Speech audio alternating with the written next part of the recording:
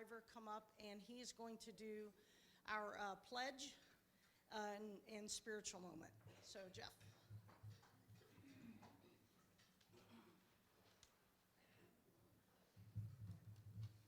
Thank you. We want to pray this morning for our first responders as they're always put in harm's way, and that we want to pray for them and make sure that they're kept safe.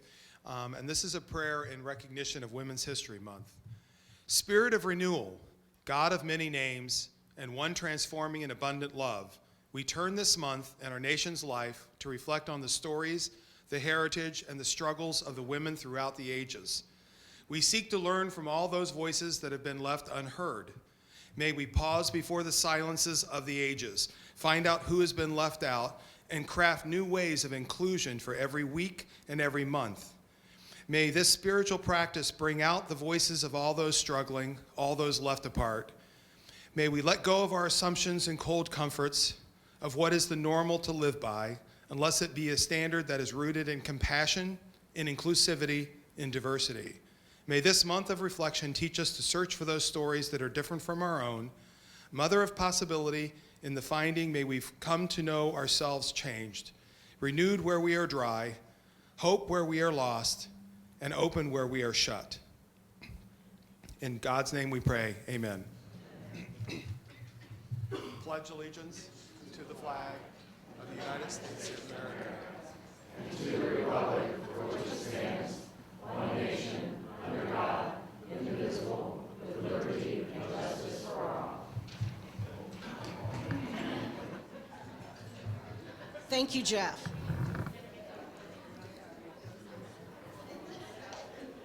Good afternoon. My name is Melinda Hanna, and I'm here today representing the Kiwanis Club of Lindenwold, Hamilton, and Fairfield. We have a merger going on, and I would just like, on behalf of us and the Rotary of Hamilton and the Greater Hamilton Chamber of Commerce, we'd like to welcome you to this luncheon today and hope that you will enjoy it as much as I have thus far.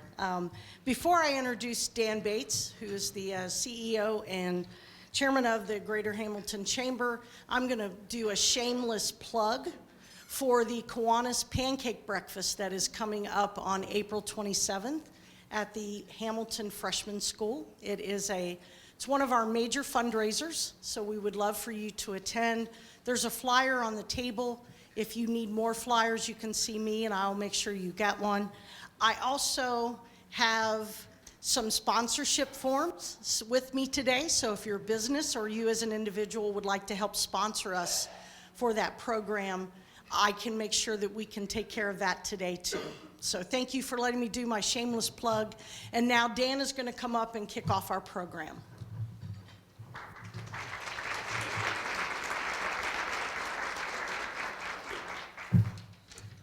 Thank you, Melinda, and good afternoon. On behalf of the Chamber, welcome to Champions of Diversity, a red carpet luncheon and partnership with Hamilton Rotary and Lindenwold Kiwanis of Hamilton Fairfield. I want to recognize and thank the Chamber Centennial sponsors, Business Breakthrough Advisors, Butler Tech, Champion Health, City of Hamilton, First Financial Bank, Kettering Health Hamilton, Mercy Health Fairfield Hospital, Stiefel, the Todd Group, and U.S. Bank. Thank you to our sponsors.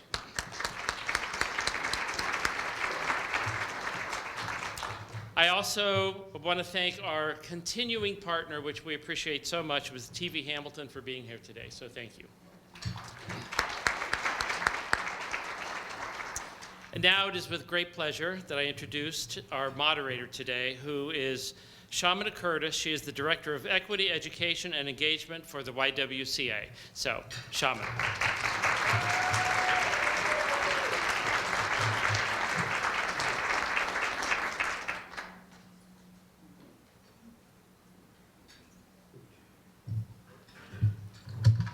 Good afternoon. You all look so good, and I am so delighted to be here and to serve as your moderator for this afternoon's event. I want to officially welcome you all to the third annual Champions of Diversity Red Carpet event. We have an exciting panel for you today. I am going to do a couple of things. I am going to ask our panelists to please join me up here on the podium. And when we began this 3 years ago, it was my partner in all things awesome, Miss Jean Pope, that helped facilitate this brainchild with Dan Bates. So I'm going to take a moment and ask Jean to also join me at the podium. Thank you, Jean. And what we're going to do is we're going to do a tag team. Ladies, please have a seat. We're going to do a tag team as she's going to introduce the panelists, and then I will come back with questions for them all. Thank you to my partner in crime and all things amazing, Shamina Curtis. Thank you to the Chamber Rotary Club. We truly appreciate the support and the uplifting, especially during Women's History Month. Today we have some dynamic, multi-dimensional individuals with us here to share their experiences and to be able to field some questions that you may have about the perspective of women in all sorts of industries. So first, let me introduce, and if you would, stand up, wave your hand a little bit, Dr. Benice Hamilton, who is the Director for Center of Diversity, Equity, and Inclusion at Miami University, at Miami Regionals. We have entrepreneur and creative, Mrs. Crystal Swift. She is the owner and creative director of the Crystal Collection. She is on social media, so check her out. We have Mrs. Liz Hayden, my coworker. I'm proud to say I get to work and walk alongside this phenomenal woman who is the Planning and Zoning Director for the City of Hamilton, Ohio. Thank you, Liz, for joining us. We have Miss Amber Sneed, who is the Club Director for the Hamilton Boys and Girls Club. We appreciate you taking charge of our amazing young people in the city. Thank you so much for the work that you do. Time and patience. Amen.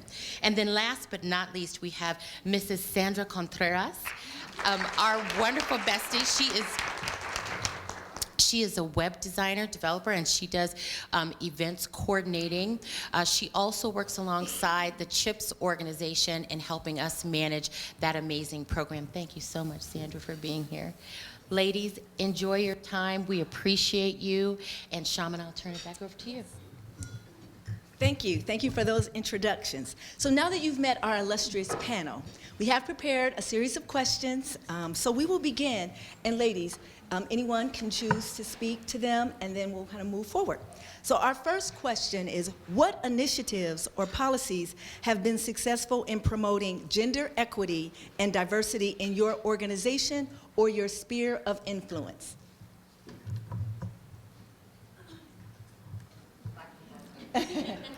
And remember, please, speak through the microphones. It looks like no one's going to begin, so I will. So, Shamina, thank you for that question. Welcome. Part of my past is having been a Cincinnati firefighter. And when I was a Cincinnati firefighter, I was hired because of affirmative action. And I love telling that story over and over and over and over again, because if you know anything about affirmative action, there is none. And unfortunately, that's the case. But when I became a firefighter, I always tell people that Cincinnati got a good one. They didn't hire me because I could not do the job. They did not hire me because of lack of qualifications, anything like that. They hired me because I was definitely qualified, and they needed people who looked like me on the job. In my current role, I am the Director of Diversity at Miami University, and I was not hired because of anything else, simply but for qualifications.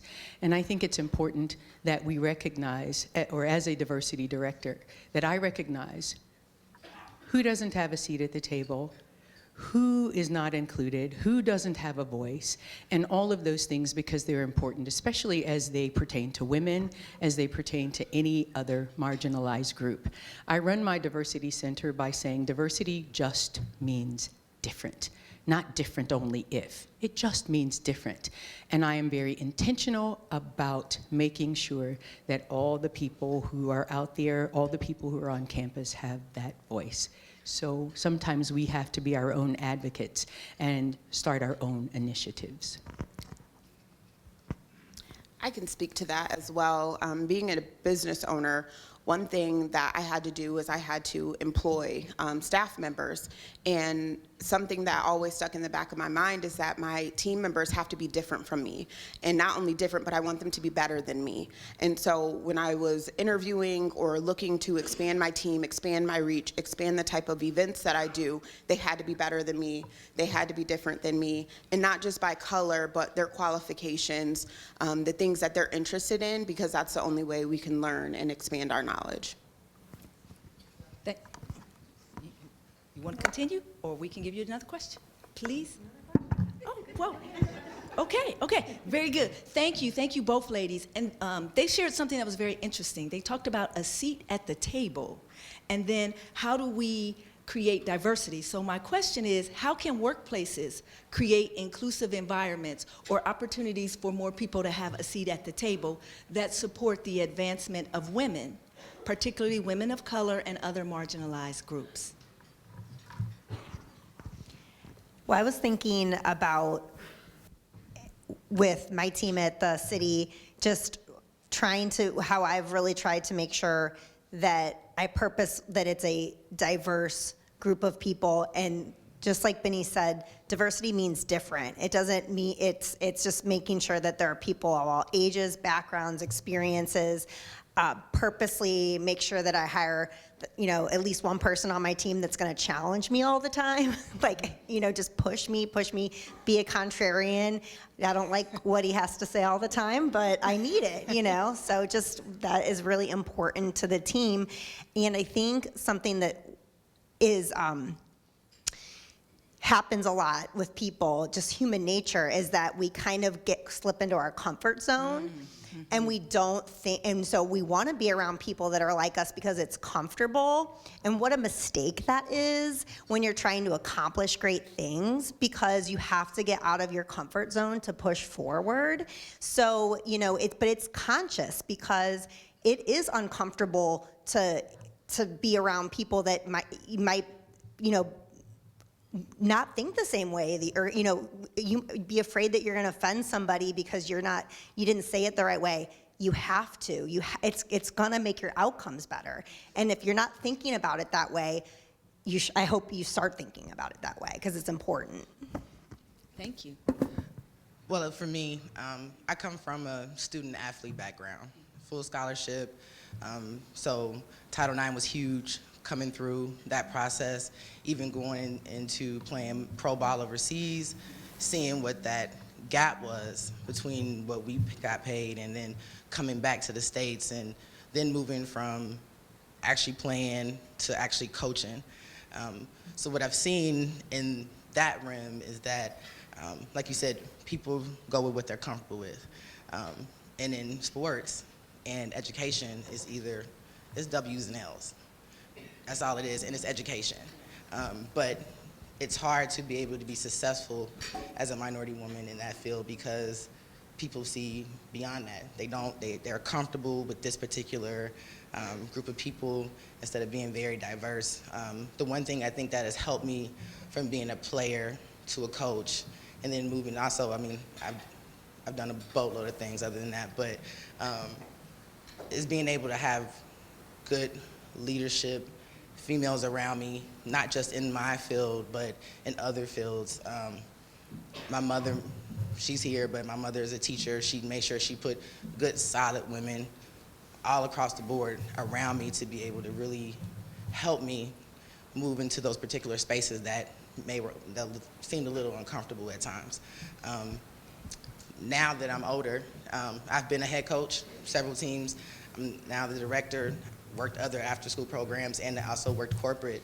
I totally agree with what you said, is you have to have that person that's going to challenge you, even though you may not like it so much. But I think the same thing stands true for me, even from when I picked my school, where I went to school at, is I wanted it to look diverse. I wanted to have those different experiences, whether it was good or bad or indifferent. It made me exactly who I am exactly right now, so. Thank you. I would like to add on to what she said. I think right now I'm very early on in my career, and now my boss's boss's boss, there's a line of women, which I was like, wow, that's awesome. Because when I first started my career back in 2015, my boss at the time was a male. I was like, okay, that's kind of cool. I want to be there now. But now that I see a group of women there, I was like, oh, that can be me, and it will be me one day. I think in my first career, I was recruited by the VP of marketing. I was waitressing at a restaurant, doing my normal job, just being me. And then towards the end, the VP was like, hey, here's my business cards. I'll have someone contact you. When you're so early on in your career, I was still at Miami Hamilton working on my degree. And I was like, wow, I didn't do anything different that day. Then why is she interested in me? I didn't do anything. And what I thought it was so important there is her name is Kimberly. She kind of took me under her wings. And she was like, I want more people like you in my role. And she would share stories of her when she was my age. And I think that is very needed, especially with someone so early on in their career. They really don't know what to expect. We're kind of like, hey, you graduate, go into the workforce. But what does that really mean? Who's going to guide you? I hate to say, who's going to hold your hand and be your mentor? I think I have found that where I work now is we have a group of women, and we do have discussions like this once a year, and it's like, okay, that can be me. And now you start networking. If you have difficulties at work, you're like, hey, I know who to contact now, and they're gonna be your mentor and help you out. Thank you, panelists. They said a number of things that you may have missed, or if you didn't, we'll just reiterate them. The first one was they talked about getting out of your comfort zone. They talked about making a conscious effort. And then Sandra mentioned mentorship. So to our panelists, I want to ask, how can we ensure that women from marginalized communities have equal access to opportunities for career advancement and professional development? So we'll start with Dr. Hamilton. We'll start over. I was hoping you'd ask that question. I ran across a quote that said, surround yourself with women who will speak your name in the presence of opportunity. Say that again. Surround yourself with women who will speak your name in the presence of opportunity. And I think that's so important. If we take out women, we can add men, we can add supervisors, we can add lots of other things in there, because I think that those things are so important. My second piece to add is Sandra mentioned mentors. And mentors are a wonderful way to start. But as women, we need sponsors. Because a sponsor takes on a different role. A sponsor becomes that person who's definitely going to advocate for you in your absence. Thank you. And I want to kind of tie what both of these women said, as well as having a seat at the table. Sometimes when you get to the table, that's when the challenging part starts. Getting to the table is one thing, but then when you get there, you have to have mentors and support systems outside of whoever sits at that table. Because if it was a challenge to get there, they're going to challenge you every time you talk. And so making sure that you have that mentorship, that sponsorship, and those people wrapping themselves around you is important. Thank you. We can continue. This is great stuff. I think pretty much the same thing. The sponsorship, the mentorship is important. Creating a network that goes past just you and being able to pass those resources down to the next person that you want to try to bring up with you. I think what you were saying, how it's important that this lady just came up to you and but it's just one thing to say, I want to mentor you. What I've realized and what I found was that I have to also pass my resources down as well. I have to actually lend a helping hand and be okay with, I don't know the answer and I don't necessarily have that right here, but let me make some calls of the people that I know to be able to reach out. Being able to do that for young women. I coached at Lincoln University, which is a HBCU in Pennsylvania, right in between Pennsylvania and Maryland. And I'm happy to say that I graduated 95% of those girls who came through 3 of my programs.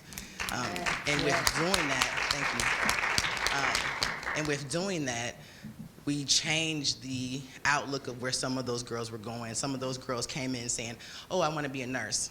That's fine, that's great, we love that. People need to help people, but you're super good at this particular thing. How about health administration? Now you have the seat at the table. Now you have the ability to bring someone up with you once you get there, and now you're able to stop some generational curses and some other things that are going on, because most of the kids, even though Lincoln University is in Amishtown, USA, it's in the middle of nowhere, most of the kids that came to that university was from the city, Baltimore, DC. So this was a first time, this was a culture shock for them, and they're just doing what they know. Mom's a nurse, we're gonna be a nurse, but being in healthcare administration is a little bit different. Now we're challenging a little bit different. Well, we can do that now because there are scholarships and there's opportunities for you to go to Penn on a full ride to be able to continue your master's in that particular area.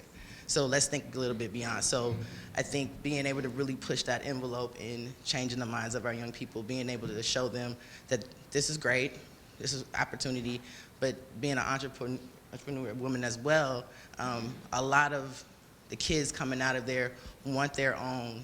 They just want their own, whatever that may look like. So putting them in resource with CIAA, with different conferences that allow them to come in and use, whether they're making t-shirts, whether they're making shoes, whether they're making, and letting them do that stuff for the teams.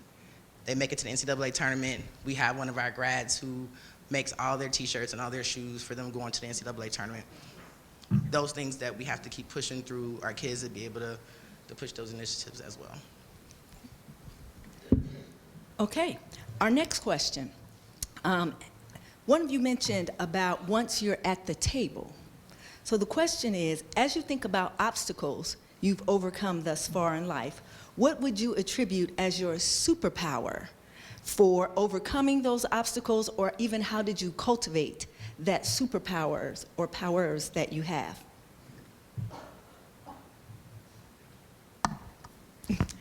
I can start. I made my own table. Coming to, I did. So coming into this area, for most of those who don't know, I'm not from here. My husband and I moved here between 2015, 2016, and I had started my business in Toledo, Ohio, and then had to start it over here.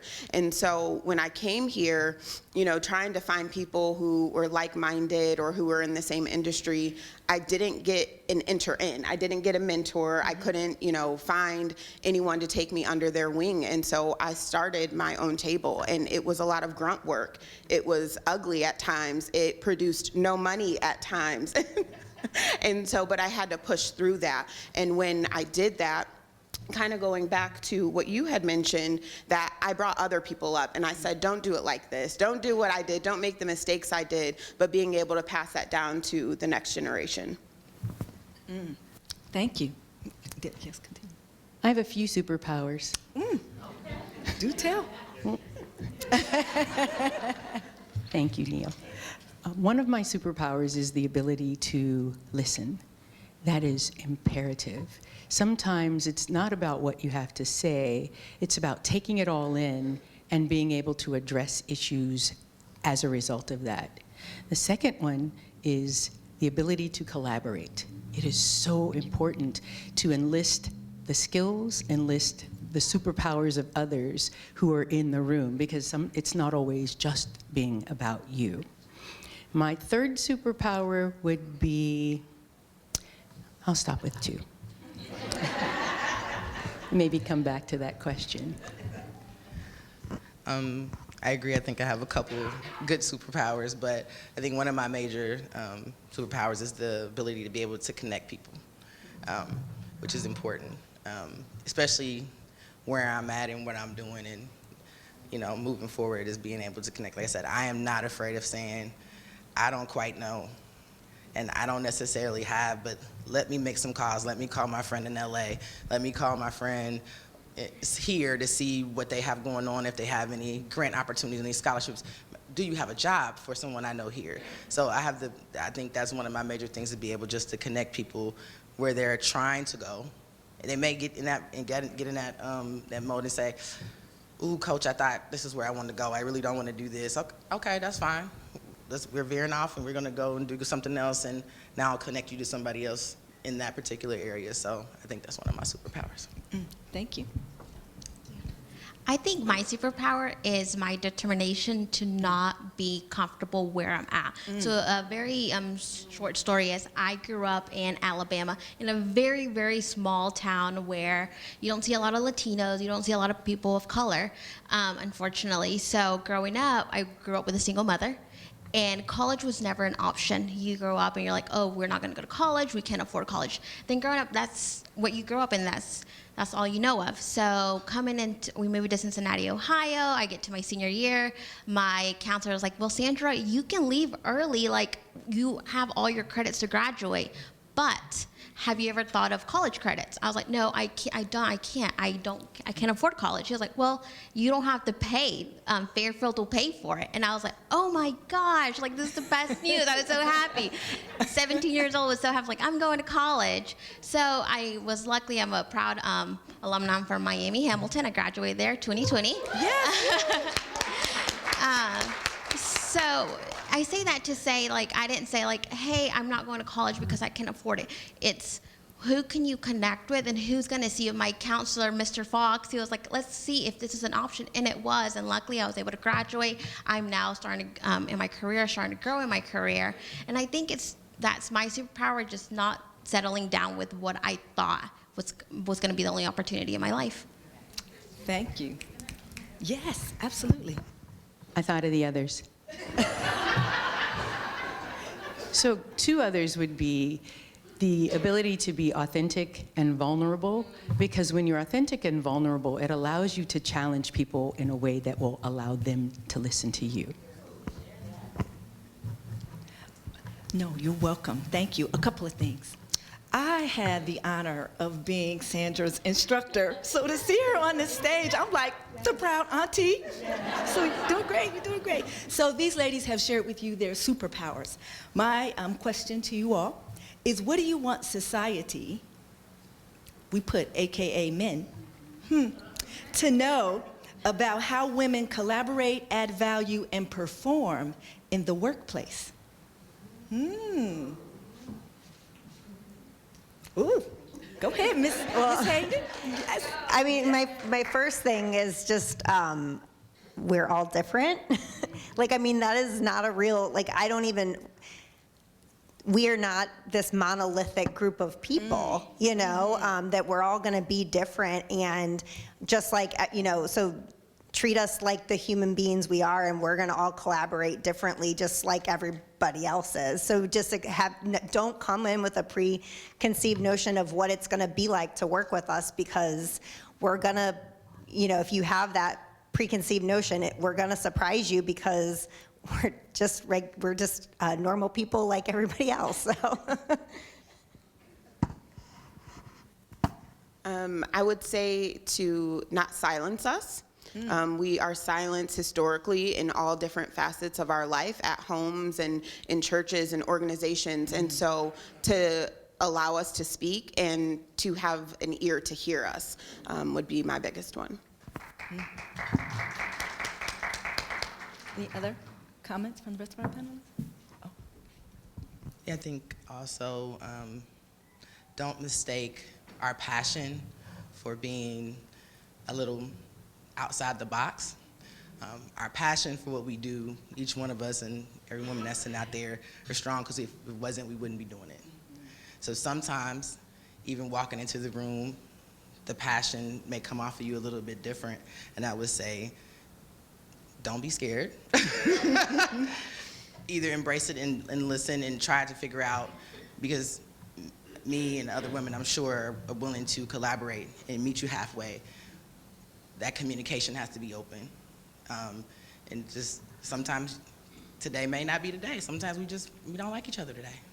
Tomorrow, let's start back over and you know, start again and see how we can really come together to get to the final result. So. Thank you, thank you. Our next question is, what are some effective ways to amplify the voices of women of color and women in general in discussions about gender equality and diversity?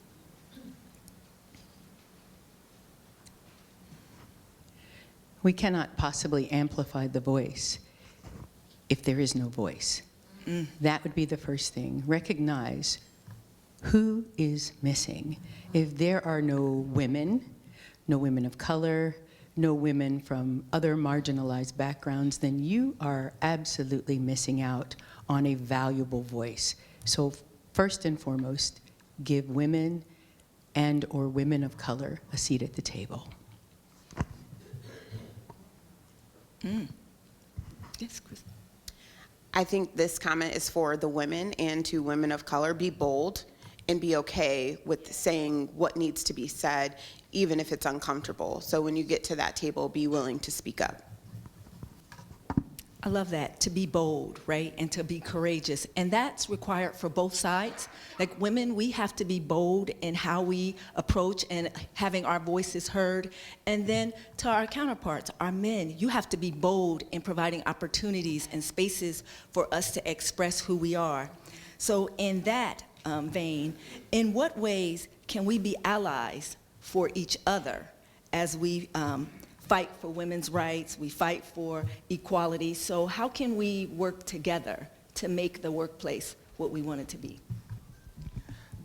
I think a good way for us to work together is to, obviously uplift each other, but this is one lesson I didn't learn early on, is being able to reach out to my counterpart, to reach out to someone who was in the business that would help. I was so focused on the wins, the losses, getting kids graduated, getting them on their third degree or whatever. I didn't spend the time to better myself in that process. Now that I'm older, gone through some different industries, now I see the importance. I'm reaching out to other people, reaching out to get mentors, sponsors, people that tell me, oh, we have this going on, why don't you come by? Putting myself in those rooms and in those spaces, on those emails, and reaching out and staying consistent in my communication with those women as well. So I think that is one way we can definitely do that. Okay, other panel? Okay, so here's a question directly to our women. What advice do you have for women that are in the particular season that you are in right now as they're on their various journeys? So, who'd like to start? I can go. So I think it's very important to know, wake up in the morning and know what is your why. Right now, I am full-time mom. I became a mom last year. I have a 1-year-old now. And I also work full-time, and I'm so thankful I get to do it from home. So I think every morning I wake up and I was like, what is my why for today? Why do I do the things I do today? Because working from home and working and having my baby at home is the hardest thing. I thought it was gonna be easier, but it is not as easy as I thought. But it's so worthy for me to have my daughter and get to work from home. And sometimes I'm like, man, I don't know if I can keep doing this. This is hard. But I fought so hard to get my career. I fought so hard to go to college. I don't want to get to a point where like just let it all go. We're working at it, and I think my why is very important. Now I have a daughter, and I was like, I want her to look, she's in the background with my husband somewhere, but I want her to grow up and know, oh, my mom does this too. So when she's in a full room of people, there's more people like us there where she's like, okay, I'm gonna do that too. Thank you. We can go down. Apply for the job. Go for it, I mean, there's just, don't hold yourself back. I've had a handful of women, similar situation of me where, I have a 6'4" and 2-year-old, that maybe are holding themselves back because they're afraid to apply for a job because they don't meet every single qualification or they don't think that they're in the right phase of their life. Apply for the job. Yeah. Go for it. Don't self-select out. And it's okay if it doesn't work out. Things happen for a reason, and you just move forward and you keep making things happen.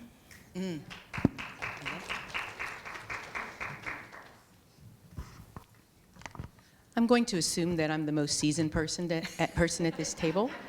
And because of that, I've had a lot of experiences. But one thing that is key in what you ask is to never stop learning. Never, ever stop learning. And also, don't ever think you're too old to get that job or to do something new, because maybe it's becoming an entrepreneur and working for yourself. Never stop learning. Okay. Thank you. So now that we're going to be bold, we're going to go for the job.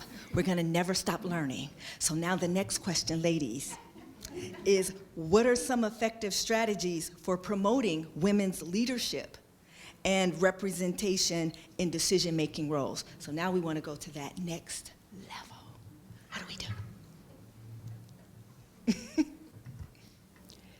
Seek out those people who are where you want to be. And it's not always someone who looks like you or is the same gender as you or has the same beliefs, but seek out someone who is in that place where you aspire to be. I know y'all look like y'all want to say something, but what's another one for that next level?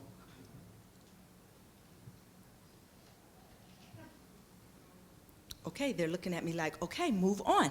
Next question. So the next question we have is, okay, so let's take a little different approach.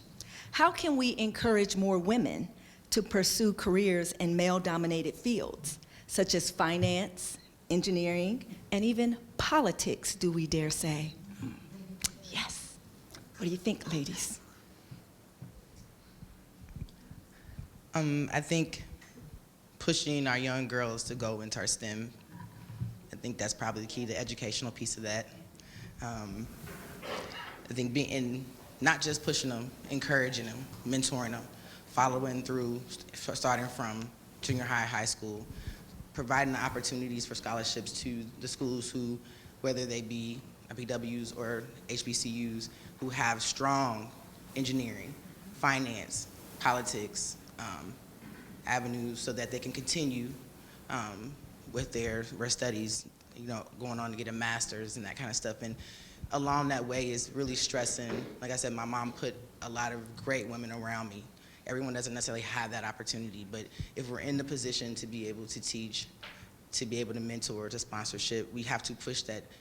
I'm not gonna always be here, but when you get to the next level, find you someone, whether it be a counselor, whether it be a teacher, whether it be a coach, or whether just whoever. Find someone that continue to keep mentoring you in that particular area. I think that's a real solid key to continuing.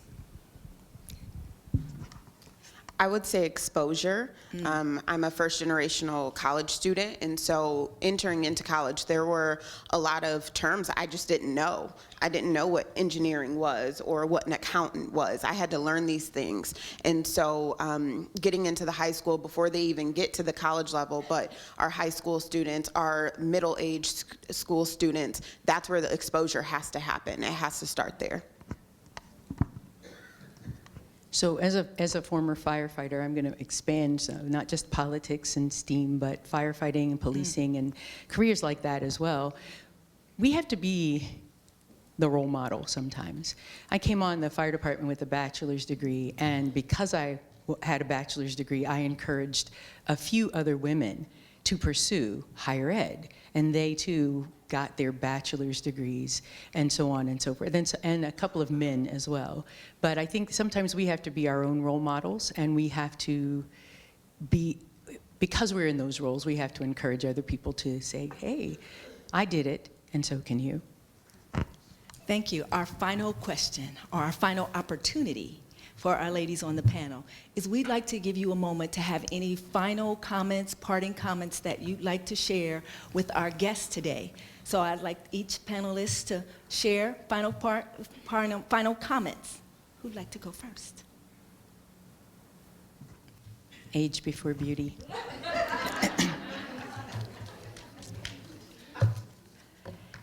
Even as a seasoned person, it is imperative that I continue, again, to be a role model, to be a champion for my sisters, and to put myself in spaces and places where I can be an advocate for other women, where I can be a role model for other women, where I can be a mentor, where I can be a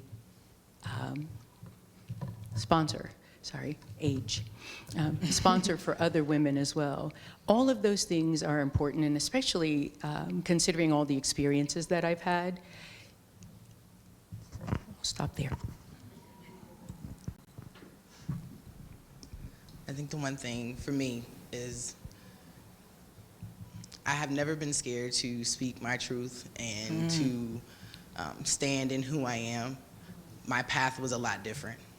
And I think as women, if your path is different, don't let that hold you back from moving forward and doing the things that you really, really love to do. They are going to be hard. There are going to be all type of things that are going to stop you, or you're gonna wake up and be like, I just really don't wanna do this anymore. And then you get your coffee and you move on, you're like, you know what, we're gonna make this happen today. And I think that's probably one of the biggest lessons that I've learned over the years, because I thought I would be either playing or coaching basketball for the rest of my life, or volleyball. And God said, nope, ACL tear, we're gonna move on, start coaching. And then we did that for a while, and then God was like, nope, come on back home, be with your family, let's try something else. And I started trying something else, and I think I commend you for creating your own table, because that's a lesson I'm just now learning. That it is going to take multiple incomes. It is going to take creating your own table to get the result that you see in your head, that you want to put out there in the world. So I think that in doing that, it's allowed me to be okay in the space that I am right now. It took me a long time to get here. So to be okay in that particular space and to keep learning, keep reaching out, keep understanding, but be able to be on this path that God really, truly intended me to be on at this particular moment in my life. Thank you. And so kind of bouncing back to my comment from earlier is that if you can't get a seat at the table, create your own table, but also be prepared mentally, spiritually, emotionally to be there and to grab and figure out who your sponsors are, your supporters, the people who are going to help keep you elevated, because those are just as important as being at the table.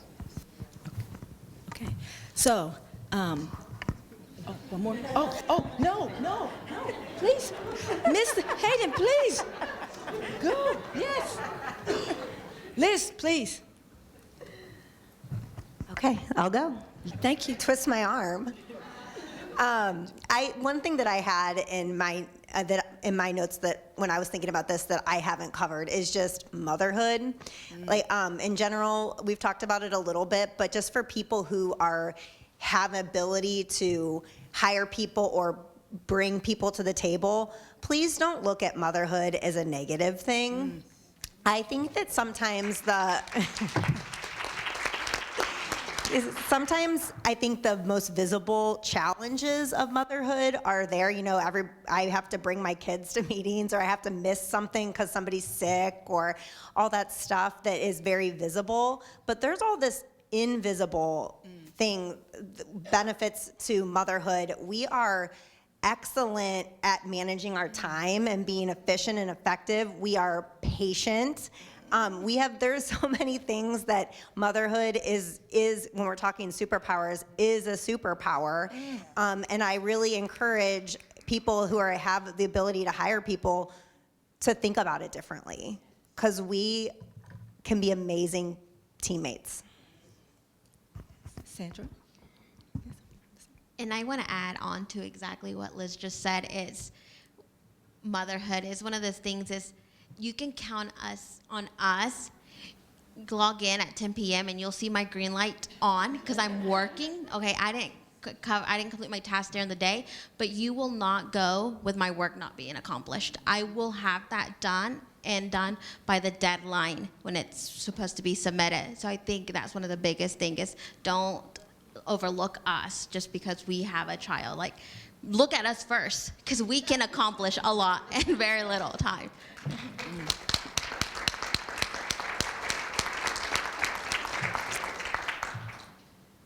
Ladies, it has truly been an honor to share this stage with you all. To our guests, our members, have they not been phenomenal, amazing, and wonderful? Yes.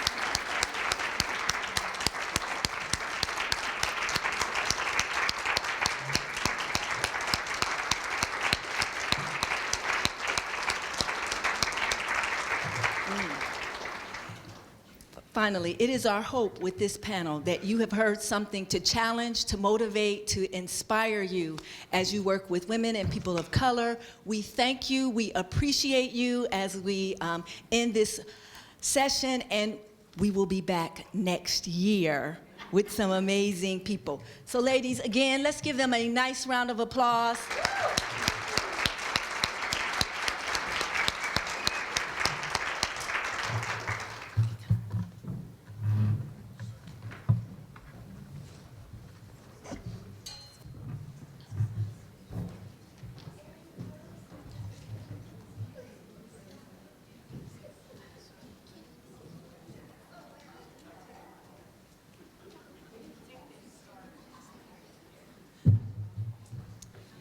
Thank you so much. Please know that I love and respect you all, and watching these incredible women makes me think of a statement I heard a few years ago. Choose to sit with warriors. The conversation is different. That is so true. That is so true. I am Kimberly Schmidt. I am the 8th female president of the Hamilton Rotary Club.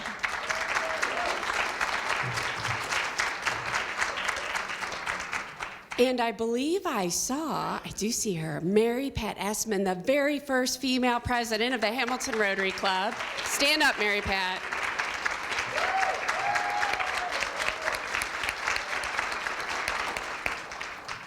And I am here because Woody Fitton, who I believe is also in the room, who was my boss at the time, when I was approached by Wally Zancan to be in this leadership position, Woody said, "Go for it." And I did. So thank you to both Wally and Woody.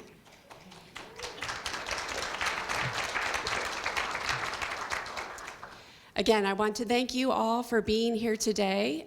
We are so happy to see all of you. Thank you so much for being a part of this. All of you did a fantastic job. Our speakers were absolutely incredible. Thank you to the Hamilton Chamber and Kiwanis. And on behalf of all of us, have a blessed afternoon.